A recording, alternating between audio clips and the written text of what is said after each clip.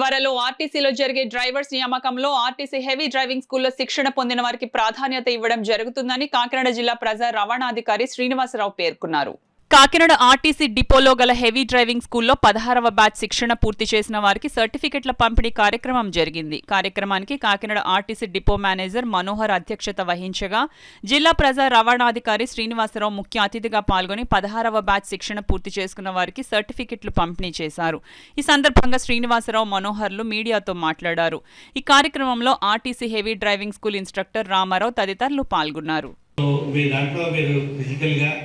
Bus కానీ truck కానీ drive చేసి నేర్చుకున్నారు కాబట్టి మీకు ఎక్కువ ఆత్మస్థైర్యం ఉంటుంది. ఏం చేయగలను, ఎనీ వెహికల్ నేను డ్రైవ్ చేయగలనే ధైర్యం కలుగుతుంది. సో ఇందులో కొంతమంది బీటెక్ డిప్లొమా చేసుకుని కూడా ఉన్నారు. వాళ్ళు ఏదైనా ఎంబీఏకి వాటికి వెళ్ళడానికి ఏ ఎంబీఏ పోస్ట్కి వెళ్ళడానికి కూడా వాళ్ళు సిద్ధపడతారు.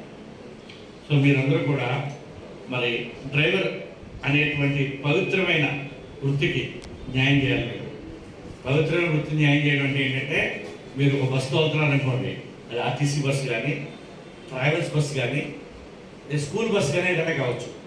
సో అందులో ఉండేటువంటి పిల్లలు, స్కూల్ బస్సు అయితే పిల్లలు, ఆర్టీసీ కానీ ట్రావెల్స్ బస్సు అయితే అందులో ప్రయాణికులు, వారిని గమ్యస్థానానికి క్షేమంగా చేర్చేటువంటి గొప్ప కార్యక్రమాన్ని మీరు తీసుకెళ్తారు. అంతేనా?